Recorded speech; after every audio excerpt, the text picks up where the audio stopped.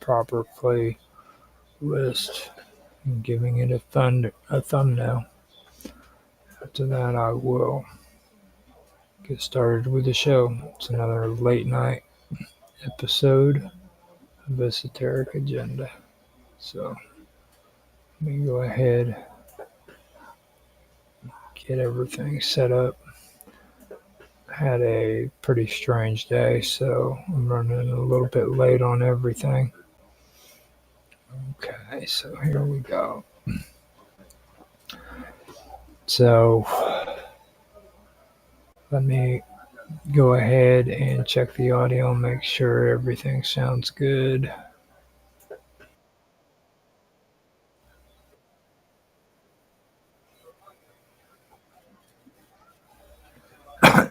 Everything sounds pretty decent. I'm having some issues with background audio at the moment, but it should be handled here before long.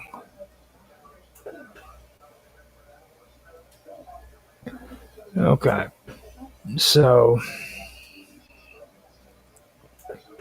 let's get on with it. Okay, so I'm going to do my countdown and we will get started with the 6th episode. I'm amazed it's already at episode 6. I don't usually enjoy episodes this much of my streams. Doesn't seem like it's already at episode 6, but I guess it is. So let me do my countdown and then I will start. 3, 2, 1, now. Hello, everybody, and welcome back to the wonderful world of weirdness. This is another episode of Esoteric Agenda. I will be your host, Roger Hanson, and I hope that you enjoy this episode.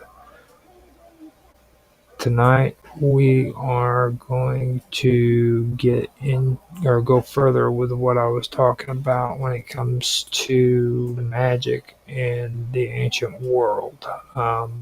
There's a line that's between religion, magic, and ritual. And with that, we have to kind of understand it. I was talking about Sub Rosa, and I also am going to introduce some concepts that go all the way back to the Mesopotamians too with their rituals. This is going to go into the more ancient concepts of magic, alchemy, and things of that nature. So with that, all I can say now is sit back and enjoy the show. Across the ancient world, the line between religion, magic, and ritual was fluid and deeply interwoven. Two major cultural strands that express this dynamic with striking intensity where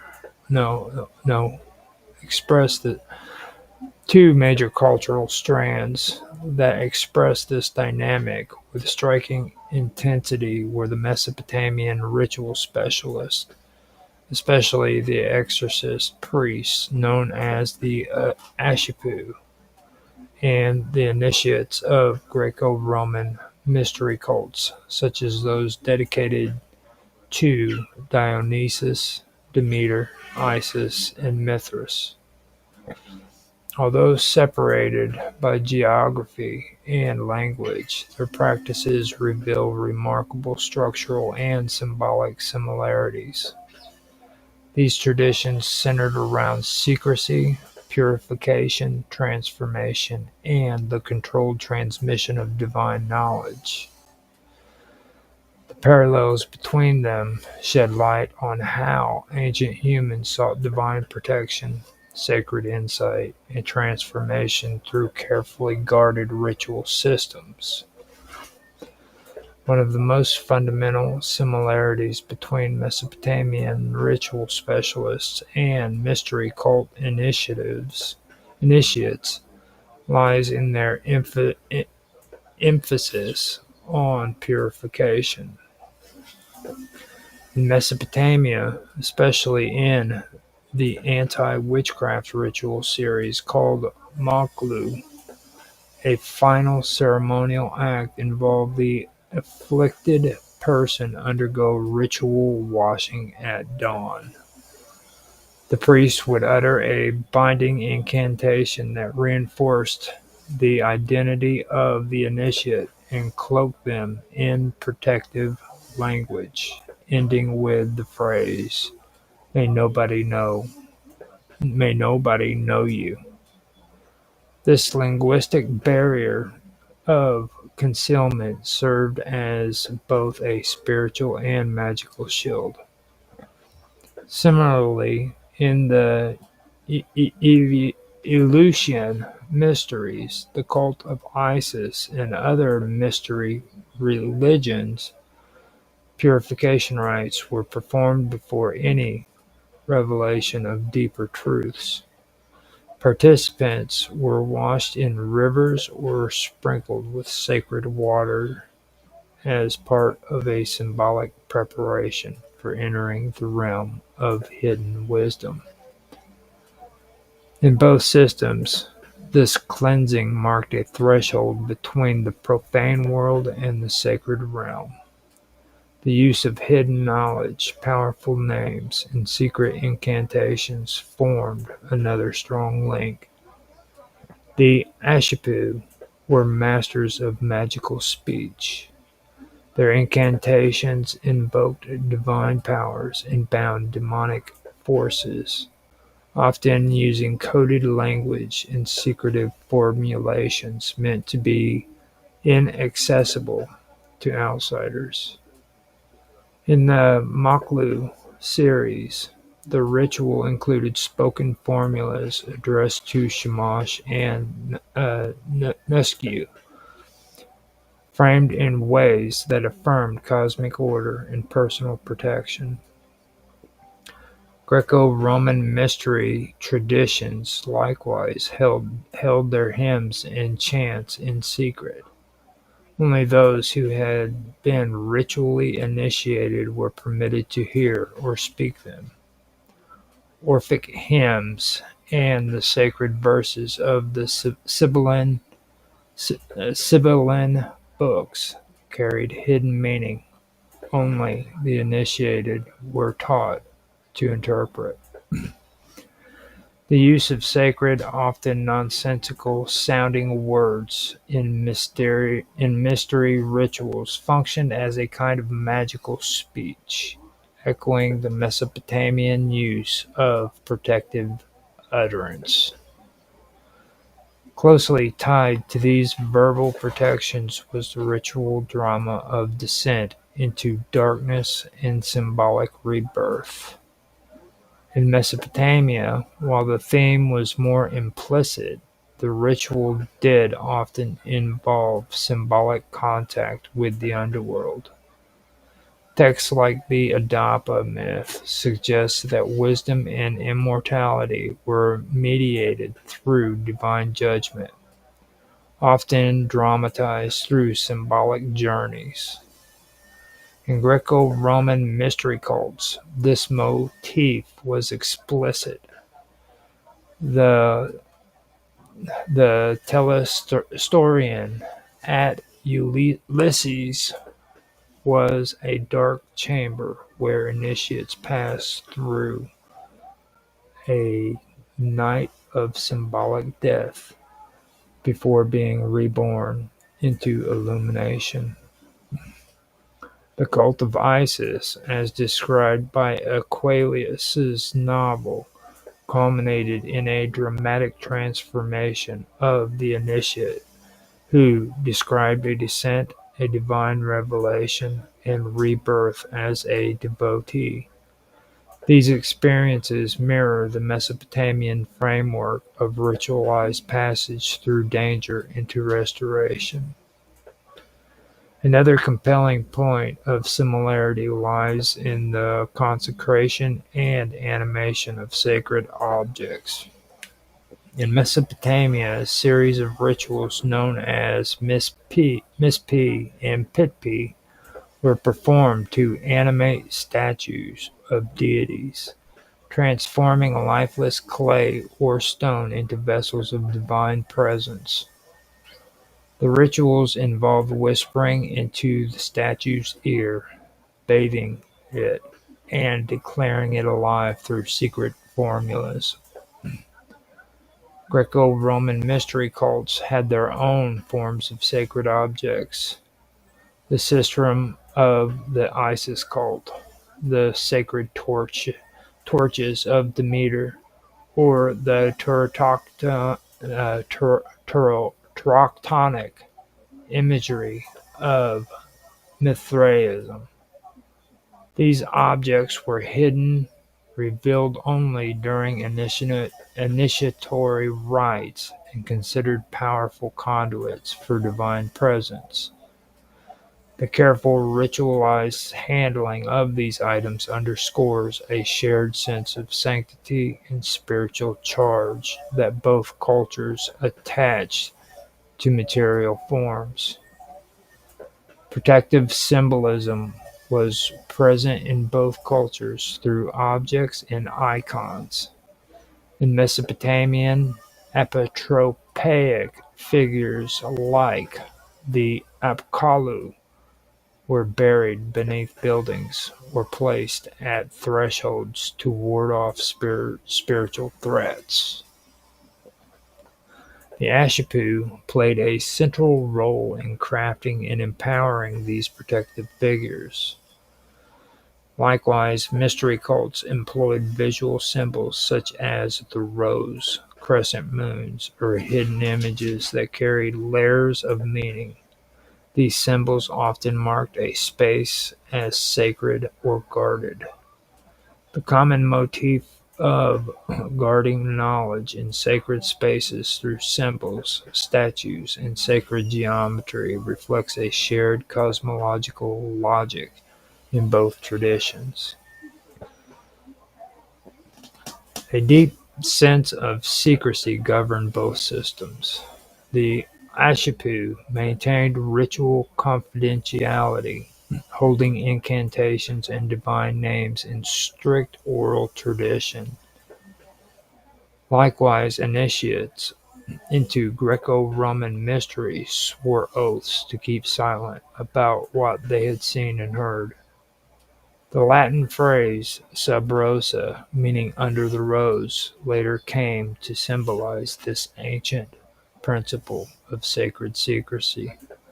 Whether invoked in the Mesopotamian formula, "May nobody know you", or sealed through Greek and Roman oaths, the act of withholding sacred knowledge from the uninitiated was central to both systems.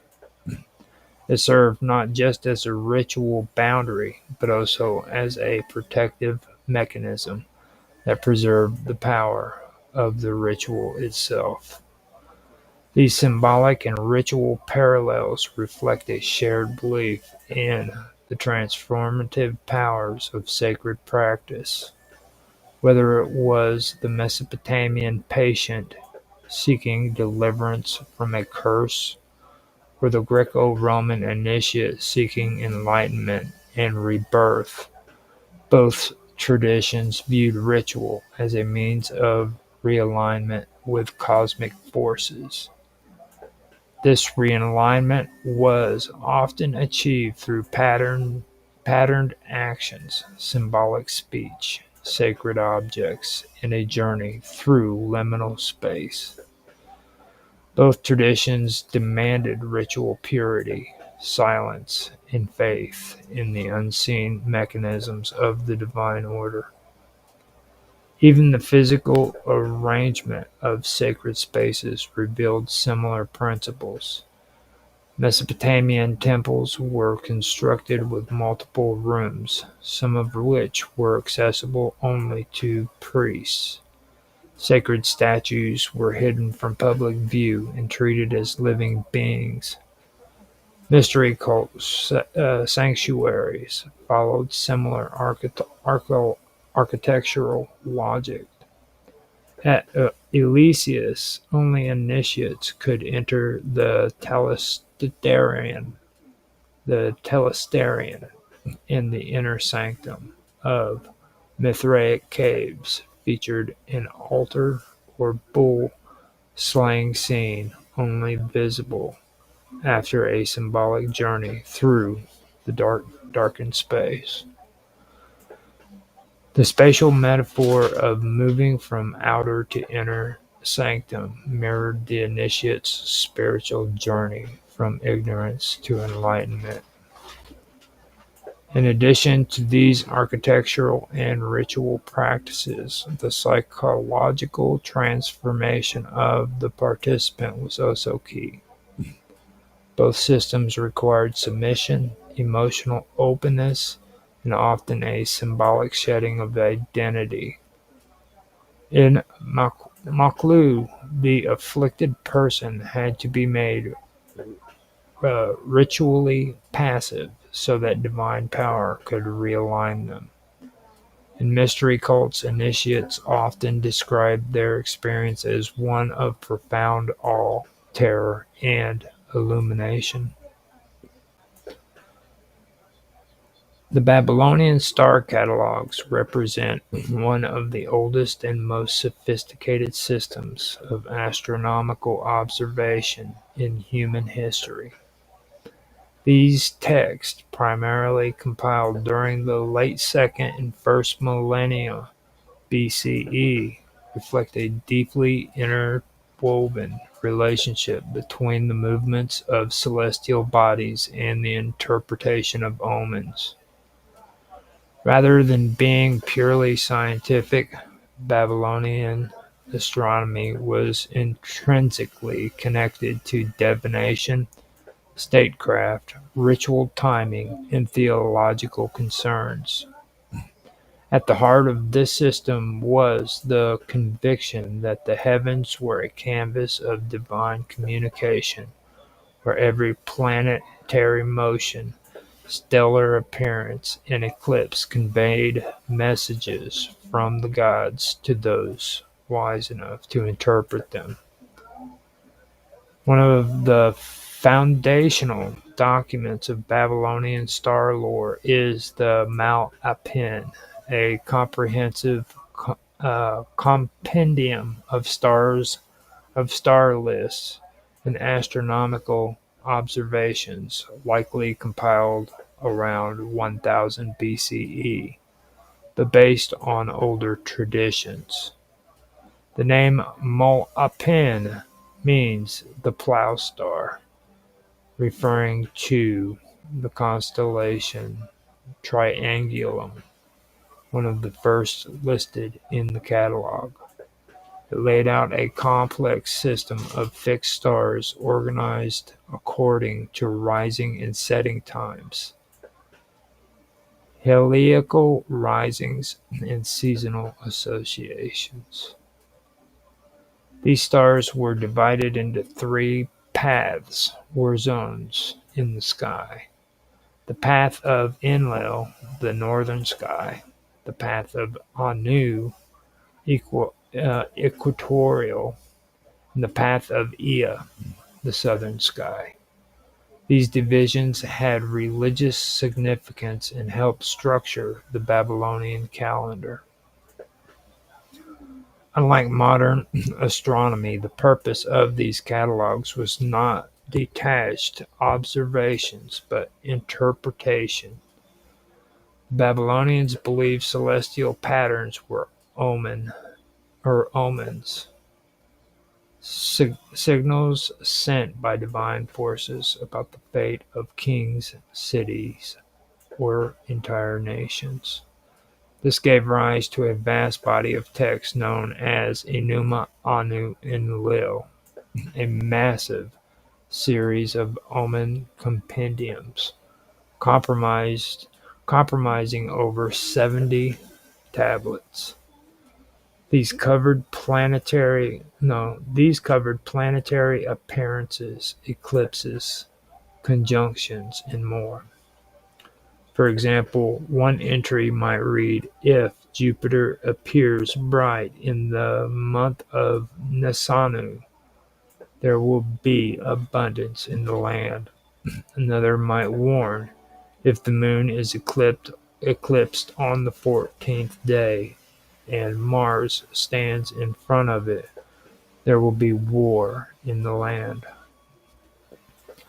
Eclipses were of particular importance in Babylonian divination because they were rare, dramatic, and often unpredictable. They were seen as powerful omens. A lunar eclipse indicate the death of the death of a king, while a solar eclipse might predict invasion or famine. Babylonian scholars developed detailed methods for predicting eclipses using cyclical patterns such as the Saros cycle. They also performed apotropaic rituals to avert the perceived dangers of those celestial events, often involving substitute kings or elaborate rites to absorb the curse and protect the real monarch. Planetary motion was another major source of omens. Each planet was associated with a specific deity. Jupiter with Marduk, Venus with Ishtar, Saturn with Ninurta, Mars with Nergal, and Mercury with Nabu. Their movements across constellations and their visibility cycles were tracked with precision. The planet Venus, for instance, was followed closely in its phases of appearance as the morning and evening star. Its heliacal rising, when it first became visible in the dawn sky, was interpreted as a signal of fertility, renewal, or warfare, depending on the context. The Venus tablet of Amisaduga,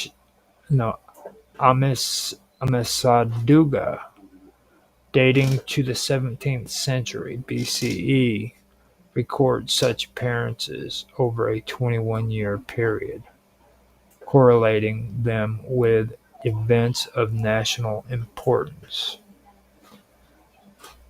Another key practice was the use of conjunctions. When two celestial bodies appeared close together in the sky, these were interpreted through analogical reasoning and historical precedent.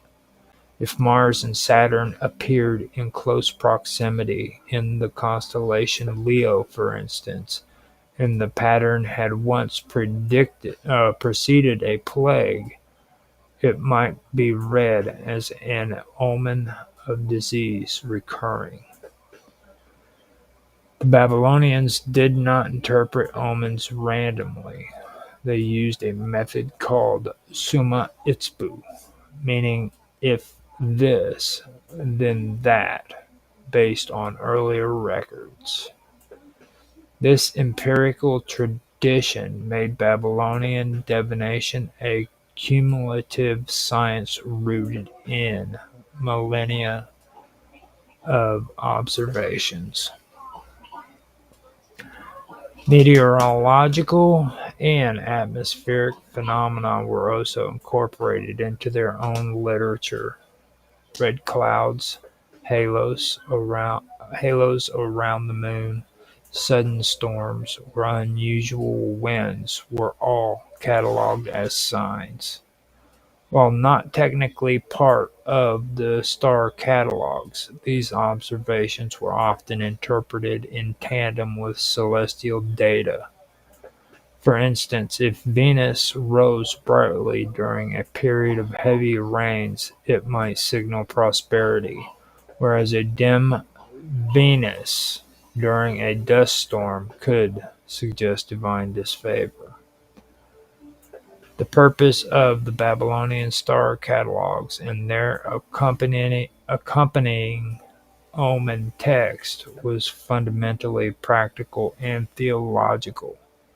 Priests and scholars in temples like those in Babylon, Sippar, and Uruk used them to advise kings, schedule temple rituals, and determine the outcome or the outcomes of wars, harvests, or epidemics.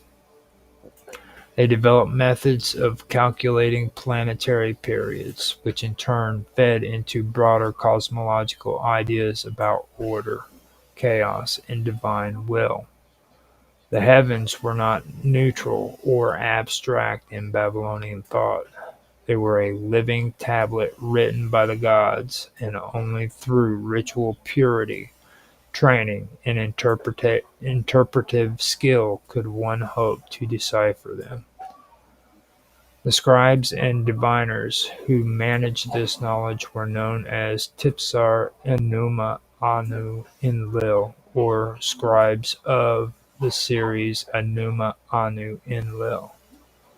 These elite specialists held high status at court and in the temple, and they formed one of the earliest institutionalized scientific communities. Their work combined astronomical observations with theological interpretation and ritual performance. The accuracy and continuity of their records laid the foundation for later Hellenistic astronomy and astrology, including the works of Hipparchus and Ptolemy, who adapted Babylonian methods. The ancient world teemed with layers of divine meaning, concealed beneath the visible surface of its myths, rituals, and esoteric practices.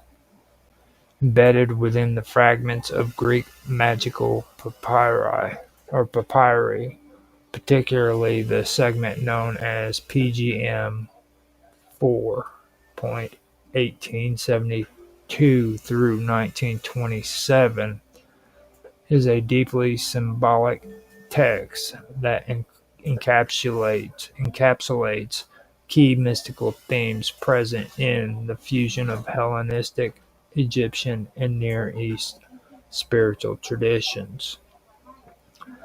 These themes are not isolated threads, but interwoven strands of a larger spiritual fabric. They reflect cosmic correspondence, rituals of purification and divine ascent, magical utterances as a sacred tool, and the syncretic transformation of the practitioner into something more than human. The principle of cosmic correspondence lies at the heart of these rituals.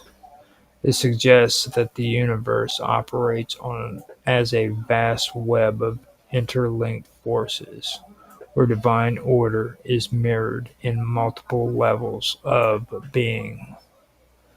The ancient magician did not merely recite hymns. He aligned himself with the rhythms of the stars, the breath of the heavens, and the pulse of divine will. The invocation to the solar deity in this spell calls upon the ruler of the zodiac and planetary spheres. The god is described as seated upon the lotus, radiating across the cosmos, with guardians encircling his throne. These elements are not ornamental. Each reflect a greater truth, that the heavens govern the earth, and that through precise ritual, the human soul can momentarily harmonize with celestial order. Ritual purification is central to this process. Before one could invoke the divine or hope to ascend spiritually, the body and soul had to be purified. The text describes preparation rites involving silence, timing, and sacred breath. There are instructions for the preparation herbs and offerings, often tied to solar alignments. This emphasis on cleansing echoes rites performed by initiates in mystery cults, especially those dedicated to divine feminine figures such as Magna Mater or Aphrodite in her esoteric forms. In those traditions, the initiate sought to rid themselves of earthly impurities to access the divine realm. The same is true here. To invoke the radiant being enthroned on the lotus is to engage in a sacred labor. The rite is not just verbal, it is an embodied spiritual transformation. The voices uttered during such invocations are not ordinary speech. The vocus magicae, the magical words embedded in the spell, are composed of syllables that appear nonsensical to modern readers, but held power meaning no pow- but held powerful meaning through their sound and rhythm. These phrases reflected deeper understanding that speech was not merely symbolic but energetic. In both Egyptian and Semitic traditions, the act of speaking could create or alter reality. This idea survives in the spell's long invocations, where the god is named through string of divine syllables. These words are not translations of deities' names, but attempts to vibrate in harmony with divine frequencies. The practitioner did not need to understand them intellectually, only to intone them with precision and reverence. Such utterances are preserved across many ancient traditions. In Egyptian temple rites, priests invoked gods using sacred names preserved through oral lineage. In Hebrew and Aramaic mysticism, divine names were shielded from the uninitiated, only pronounced by the elect. The vocus magicae found in the PGM are the residue of these traditions, filtered through Hellenistic cosmopolitanism, cosmopolitanism, cosmopolitanism. It's a big word. Cosmopolitanism, filtered through Hellenistic cosmopolitanism. They represent the brief that divine sound is a no. They represent the belief that divine sound is a force in itself, a key to the structure of creation, a spark of the first breath uttered by the God who called the world into being. The spell does not simply aim to bring divine presence into the room. It is also a tool of self-transformation. The magician, through this invocation, becomes the mirror of the God he calls. This theme is familiar to initiates of mystery cults, especially those of Attis and Cybele, or later Hermetic teachings that describe the soul's ascent through planetary spheres. The operator is not merely supplicating the god, but reshaping their own essence to become godlike. By invoking the solar deity, In such rich symbolic terms, the magician invokes not only divine light, but divine mind, divine power, and divine authority. Syncretism plays a powerful role in this transformation. The solar god of this spell is not merely Helios or Apollo, he is also the Egyptian Ra, the radiant eye of Horus, and a deity imbued with elements from Chaldean, Phoenician, and Babylonian cosmology. His throne upon the lotus recalls images not only from Egyptian temple carvings, but from mystery cults, where the divine sits above the world encircled by guardians or wheels of fire. The 16 giants who flank him echo the demonic protectors found in both Hellenistic astronomy and Near Eastern divine courts. Through this syncretism, the practitioner assesses a deity who is universal, archetypal, archetyp, archetypal, and capable of transforming the initiate across boundaries of culture and language. The process of divine ascent implies in this spell reflects beliefs common to both mystery initiates and early alchemists. Astonis, the legendary Persian magus, described the soul's transformation through stages of purification, spiritual contemplation, and the alignment of inner matter with divine fire. That same structure is present in this spell. The invocation begins with words of praise and purification, ascends through complex names and magical syllables, and culminates in a vision of the enthroned God. This arc mirrors the ascent of the soul described in Hermetic and Gnostic literature, where each stage corresponds to a layer of heaven or a trial to be overcome. The enthronement of the god on a lotus is particularly symbolic. The lotus in Egyptian tradition represents rebirth and divine emergence. In esoteric thought, it is often a symbol of the soul's unfolding. Here, it becomes the very seat of divine presence, suggesting that the god emerges from the hidden depths, just as the initiate must rise from ignorance to illumination.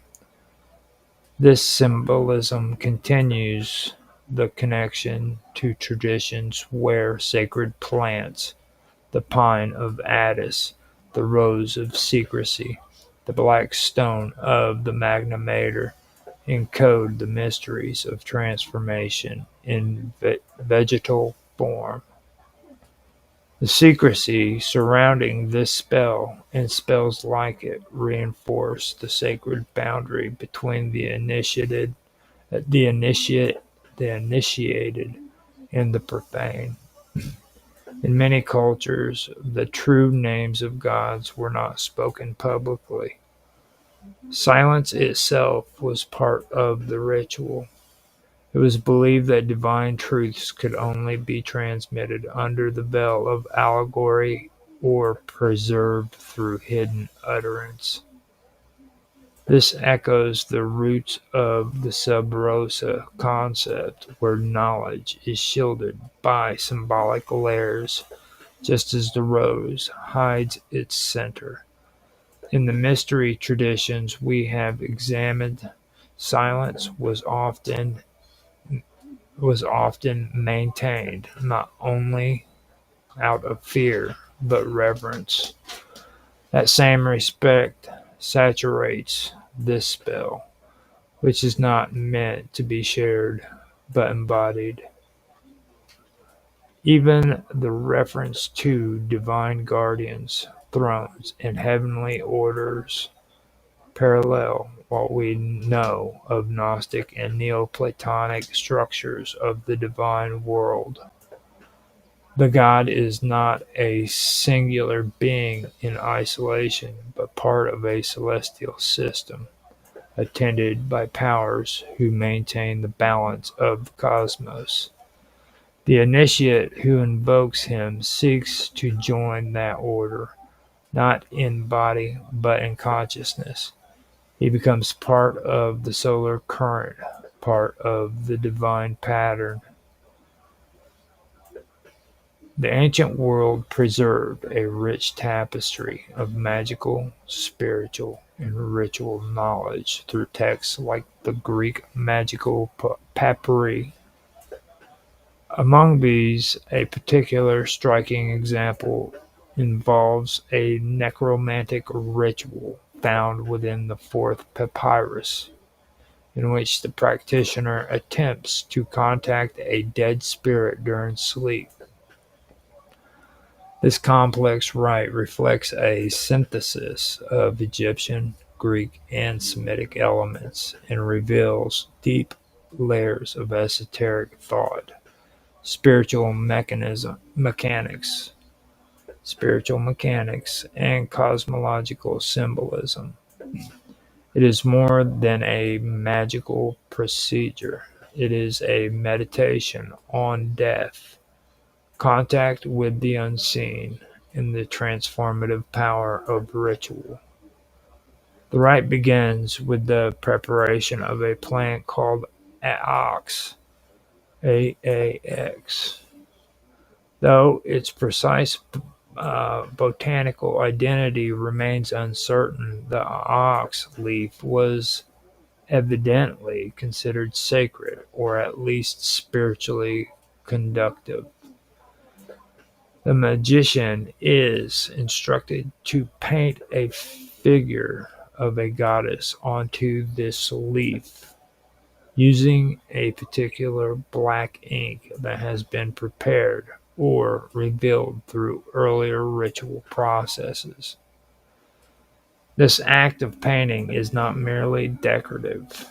It constitutes the creation of a spiritual icon, a focus through which divine energies are to be channeled. Within the leaf is drawn a circle, and within that circle the goddess is painted. The circle, as in many traditions, serve as a boundary between worlds. It is a liminal space that both protects and empowers. It is within this circle that the goddess is not only honored but evoked as a spiritual force. The instructions then direct the magician to wreathe the summoned spirit with black ivy. Ivy, in ancient symbolism, was associated with Dionysian cults and often used in rites of ecstatic transformation, death, and rebirth.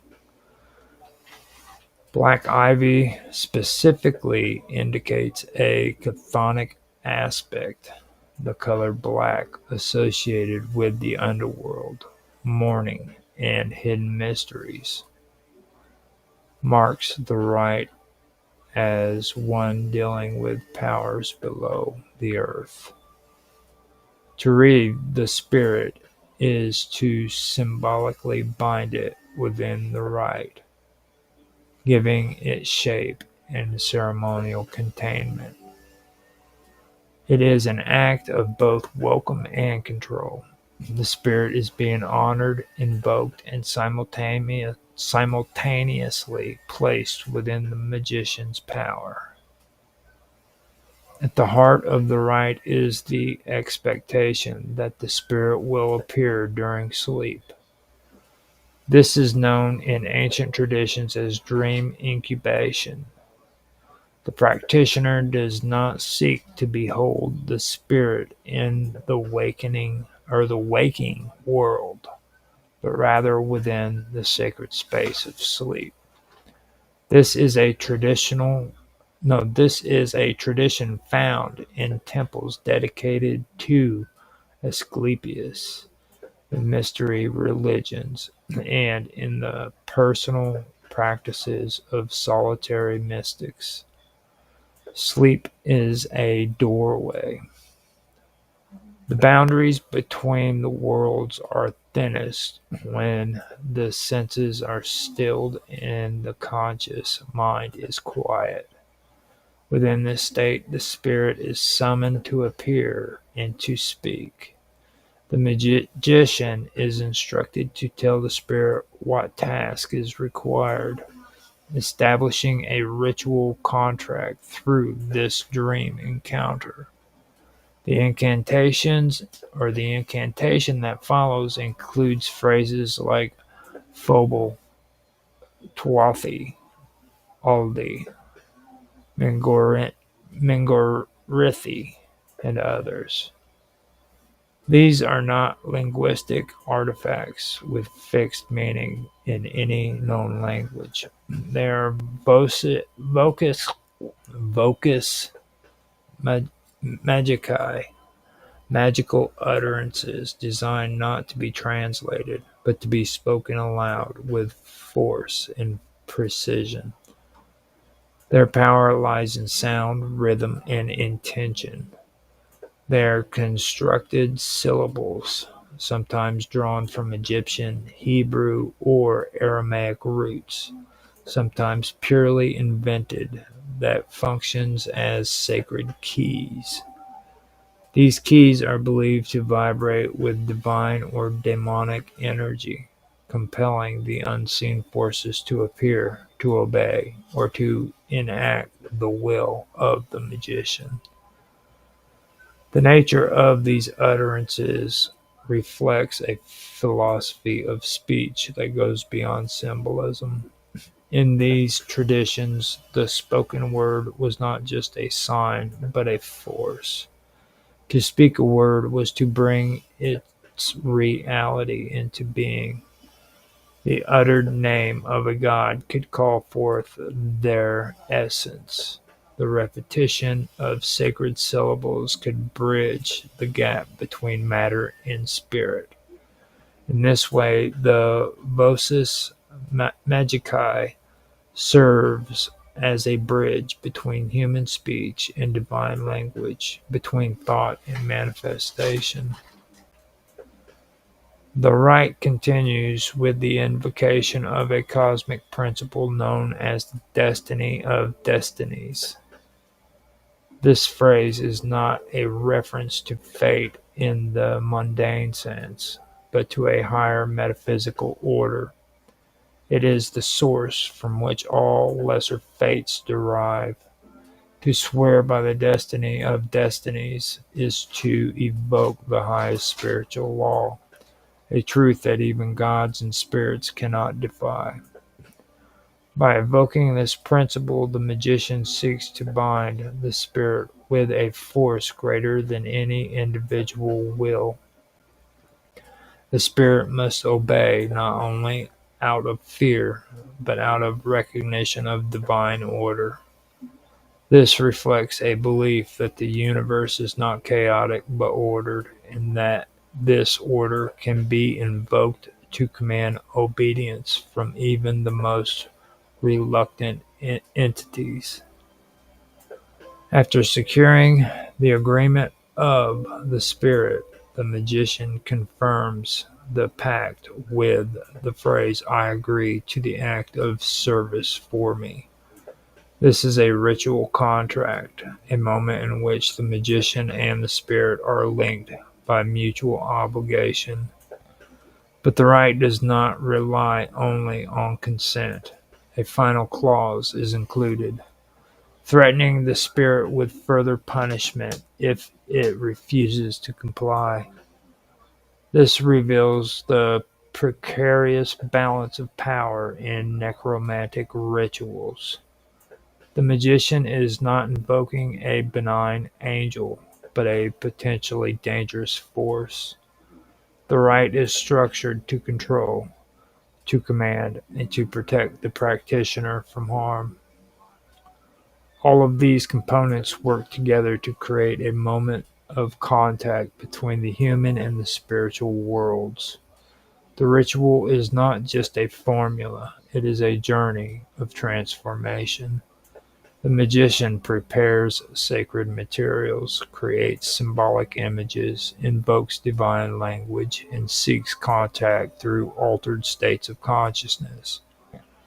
Each step is a descent into mystery, a layering of meaning, a movement from the visible to the invisible. The necromantic rite also reflects the syncretic nature of the magical papyri. Egyptian themes are present in the use of sacred plants, divine names, and cosmological ordering. Greek elements appear in the artistic depiction of deities and the reliance on philosophical concepts of destiny and logos. Semitic influences can be traced in the structure of the oath and the linguistic form of the voces magicae. This is not the magic of a single culture, but the woven tapestry of a world in which traditions met, merged, and became something new. It is important to understand that this ritual was not superstition. To the ancient practitioner, it was science of the spirit and empirical art grounded in cosmology, metaphysics, and personal transformation. The use of dream, sound, plant, image, and command were all tools in the magician's arsenal. They were methods for opening the gates between the worlds and bringing about real change in the life of the practitioner. This ritual also echoes many other mystery practices. The black ivy recalls the rites of Dionysus, where the initiate died to their old self and was reborn in divine ecstasy. The magical circle and the invocation of the goddess mirror the temple rites of Magna Mater, where sacred images were invoked to presence the divine. The dream incubation and visionary contact resemble the auricular rites of Apollo and the prophetic practices of early Christian mystics. In each case, the core theme is the same: the human soul seeking to touch the divine, the seen world intersecting with the unseen. Within the traditions of the Greek magical papyri, a fascinating and often overlooked dimension of necromantic rituals is the concept of chastisement. These are not merely symbolic warnings or abstract metaphors. Instead, chastisements are considered active and potent mechanisms of magical enforcement.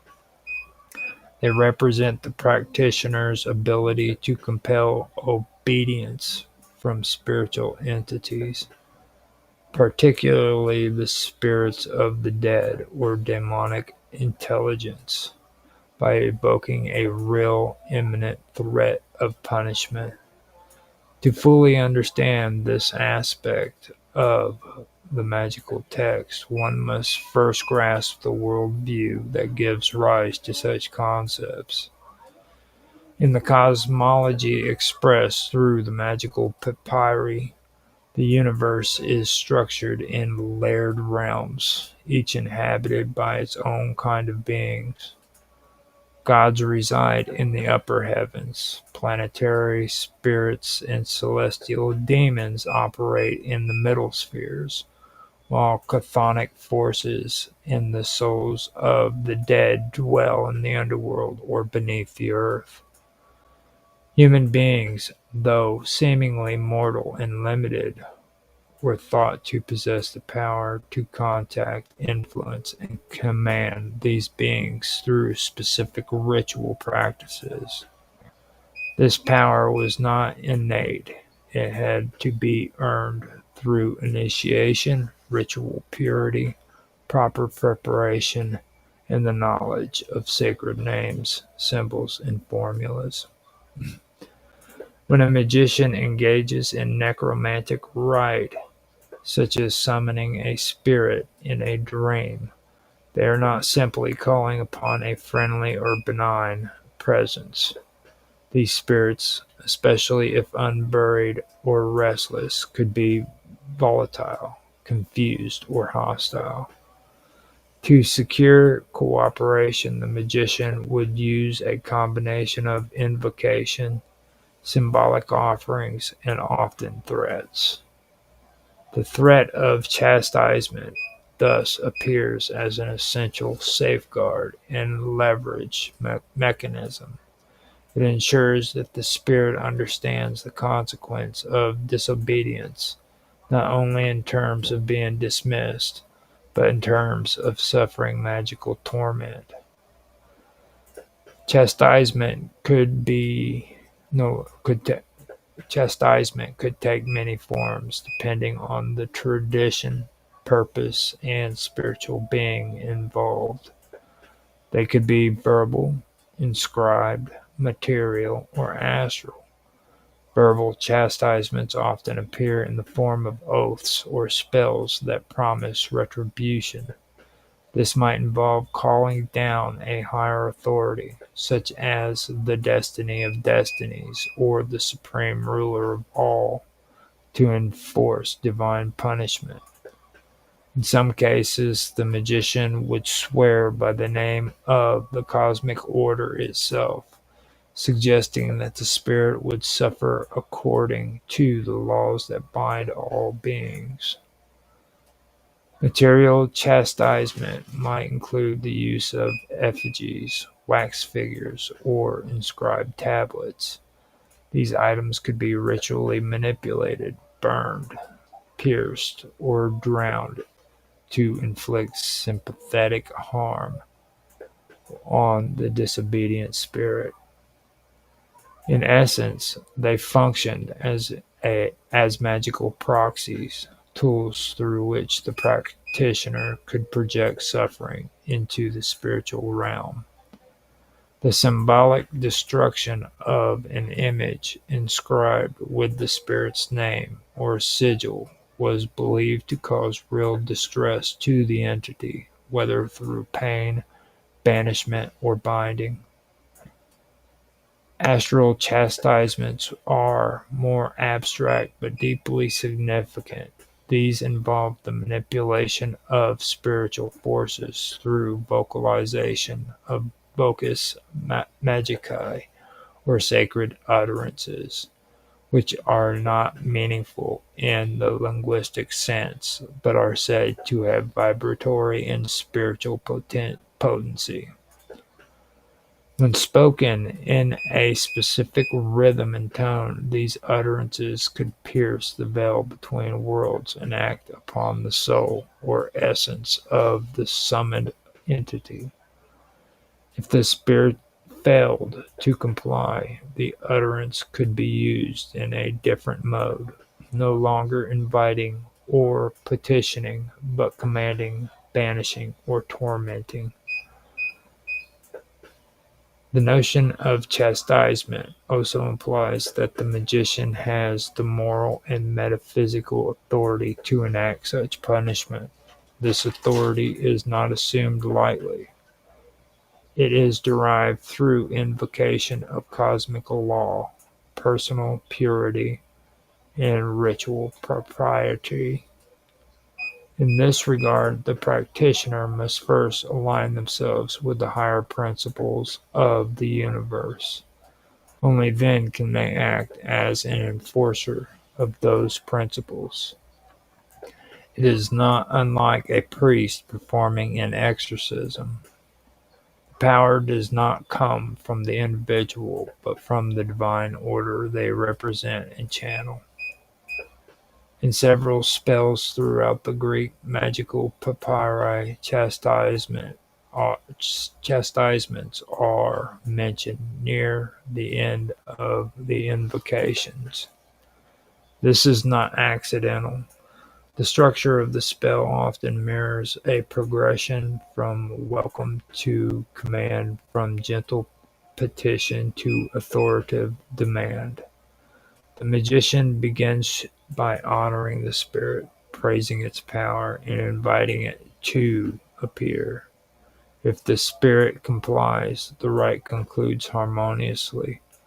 But if resistance is sensed or anticipated, the magician moves into the language of coercion, invoking chastisement as the final step. For example, in Papyri Graecae Magicae, Book 4, there is a spell in which the magician states that if the spirit does not come and perform its services, it will suffer under the rule of the destiny of destinies. In its essence, will be subjected to torment. Here the spell does not elaborate on the physical or emotional dimensions of the torment, but in the magical logic of the time, even the suggestion of being cut off from the natural cosmic order was a grave punishment.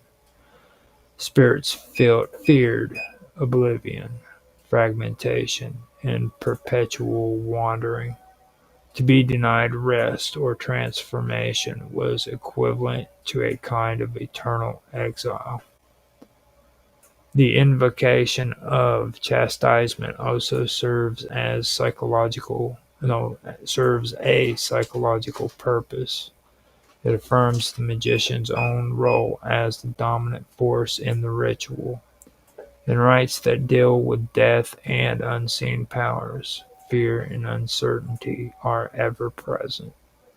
By asserting control through threat of punishment, the magician reclaims agency. This is not simply manipulation. It is a statement of power, a declaration that the magician operates within the rules of a larger system and is entitled to enforce its laws. In the broader context of ancient magical practices, chastisement can be seen as analogues to legal penalties in human society.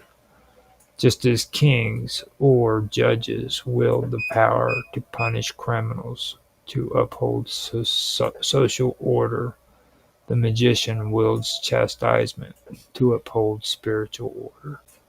The magician becomes a judge, a priest, and an enforcer, tasked with ensuring that the divine law is carried out even in the invisible realms. One can also view chastisement as initiatory tools. In some traditions, spirits or demons are not merely punished for disobedience, but transformed by the experience. The pain or disorientation caused by the chastisement is not vindictive. It is purifying. It prepares the spirit for a new role or aligns it with a higher truth. In this way, the magician's act of chastisement becomes sacramental, a part of the spirit's own evolution. The language of chastisement often includes vivid cosmological imagery. Phrases like "you will be hurled into the abyss" or "your name shall be erased from the heavens" suggest more than suffering. They imply erasure from the cosmic book of life, from memory, from being itself. This reflects a deeper metaphysical fear among ancient peoples, not merely to suffer, but to cease to exist. The magician, by wielding such threats, takes on the role of cosmic arbiter, determining not only the fate of the spirit within the ritual, but its very status in the universal order. The role of chastisement in magical text also intersects with the concept of balance. In a world where spiritual beings are summoned, bound, and commanded, there must be consequences. Without chastisement, there would be no leverage. The spirits might ignore the summoning, or worse, retaliate. Chastisements create the necessary tension that makes spiritual communication possible. There are the dark gravity that holds the right together, ensuring that power flows. They are the dark gravity that holds the right together, ensuring that power flows in the intended direction. The, the compulsion element of a magical rite, particularly in the context of the Greek magical papyri, refer to the techniques and strategies used by the practitioner to forcibly command a spiritual entity to appear, obey, or act in accordance with the ritual's demands. Compulsion is not about inviting or coaxing a spirit through worship or devotion. It is about exercising authority and enforcing compliance through spiritual, cosmic, and often threatening means.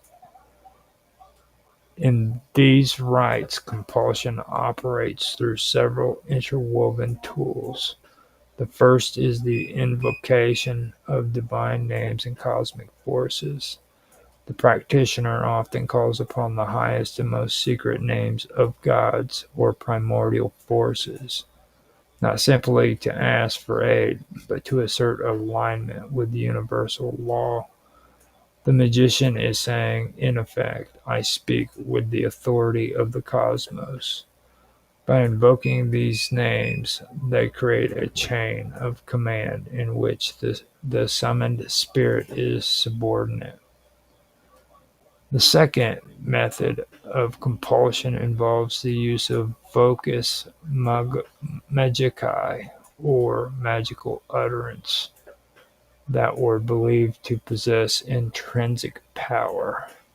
These were not normal words with lexical meaning, but powerful sounds, often derived from Egyptian and Semitic roots, strung together in a mystical formula. The purpose was to affect the spiritual plane directly, bypassing rational understanding. When spoken with proper timing and tone, these sounds were believed to pressure or even injure spiritual entities until they complied. Symbolic actions also played a role in compulsion, drawing magical circles, burning incense, inscribing names on lead tablets, or holding specific talisman acted as material anchors that bound the spirit to the magician's will. In many cases, these rituals contained threats of suffering if the spirit did not obey. The magician might destroy an effigy bearing the spirit's name or threaten to erase its memory from the divine order. These were not idle threats. They were understood to carry real metaphysical weight. Compulsion in these rites reflect a profound psychological tactic.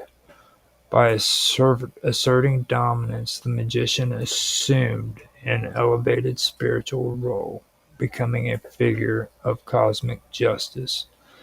The very structure of the ritual, beginning with flattery, moving to command, and ending with threats, mirrors a form of negotiation that escalates into ultimatum.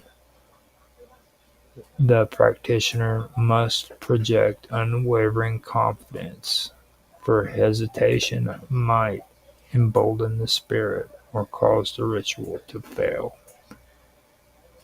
Compulsion of magical rites is a deliberate mechanism of control. It enforces the hierarchy between the practitioner and the spiritual world through sacred names, mystical sounds, physical symbols, and psychological assertion. It ensures that the ritual does not depend on the goodwill of the summoned being, but on the practitioner's rightful command over the spiritual order. In the collection of texts known as Greek magical papyri, one particular rite stands out in its elegance, complexity, and mystical potency: the offering to the star of Aphrodite.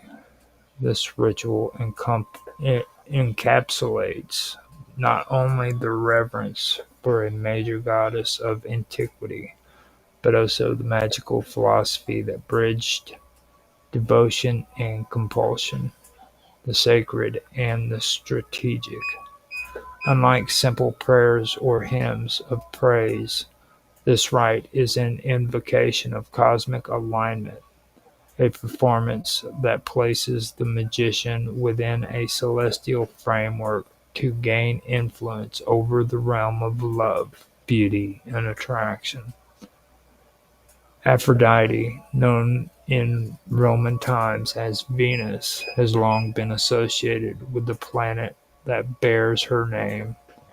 This connection was not merely poetic, but astronomical and astrological.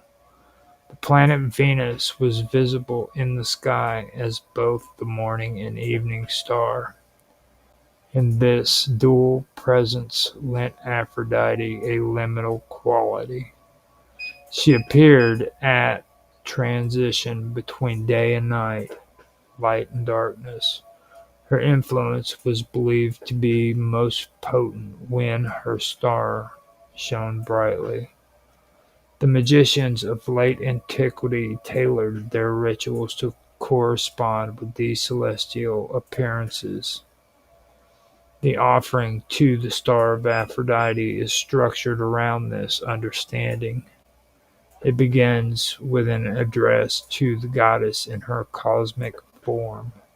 She is praised not just as the mother of love or the queen of beauty, but as the radiant one who rides the skies and governs the tides of desire.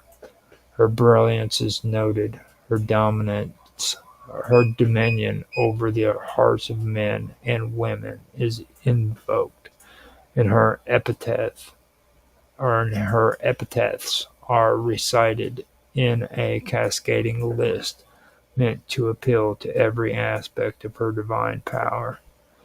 These praises are not merely poetic, they are calculated recognitions of her influence, designed to establish rapport and receptivity. Yet the magician's relationship with the divine is never passive in these rites.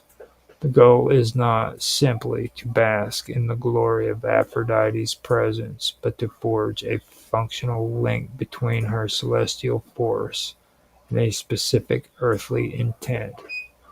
Thus the rite continues with a series of offerings. These may include incense, wine, honey, or even more esoteric materials such as myrrh or specific gemstones, each chosen for its symbolic resonance with the goddess. The act of giving is deeply symbolic, signifying not only reverence but a kind of spiritual transaction. The magician honors the goddess in a way that opens the channels for divine reciprocity, reciprocity, reciprocating, basically, reciprocity. This reciprocity is not guaranteed, and that is where the element of compulsion becomes essential. Ancient magicians understood that divine beings, while mighty, were not beyond influence. Through the use of sacred names, chants, and cosmic alignments, the magician could draw down the power of a star or deity and bind it to their purpose. In the offering to the star of Aphrodite, this is most evident in the use of vocus magicae, mystical syllables and names with no conventional meaning, but immense esoteric force. These words are not spoken lightly. They are intoned with ritual precision, often accompanied with gestures, movements, or drawn symbols, each of which contributes to the vibration of the ritual space. The vocus magicae functions as more than sound. They are linguistic vessels of power. Derived in part from Egyptian and Semitic roots, these syllables form a magical language designed to reach across the veil of the mundane and contact the divine directly. By speaking them, the magician is not asking for help, but creating an atmosphere of necessity. The goddess is not merely called, she is compelled. The rite insists on her presence, her attention, and her assistance. This is where the offering crosses from reverence into control. What makes this act acceptable within the magical worldview is the belief that the magician is not violating cosmic order but acting in accordance with it. The magician is not a thief or a blasphemer, but a participant in the divine economy. The gods and spirits have power, but they also have duties and patterns. And the properly prepared magician can tap into those rhythms with the right tools. When the magician offers a gift and speaks the sacred words at the astrologically correct moment, they are not forcing the goddess, but fulfilling a hidden law. Within the rite, the magician often adopts a tone of command in the final section. After the offering has been made and the praise sung, the sacred words spoken, the practitioner does not wait silently. Instead, they make demands. They specify what they want: the return of a lost lover, the conquest of a desired one, the radiance of personal charm, or success in a romantic endeavor. These demands are not made arrogantly, but with conviction. The magician believes that their preparation and alignment have earned the right to speak with authority. The goddess is expected to respond, not because she is a servant, but because the right has been fulfilled. Aphrodite, in this context, becomes more than a mythical figure. She becomes a planetary intelligence, a cosmic presence that shines down with influence and grace, yet one that can be summoned into ritual form. Her star is not just a celestial body, but a gate through which divine energy flows. The magician opens that gate, directs the flow, and seals the working with symbolic actions or words of release. The relationship between the magician and the goddess remains complex.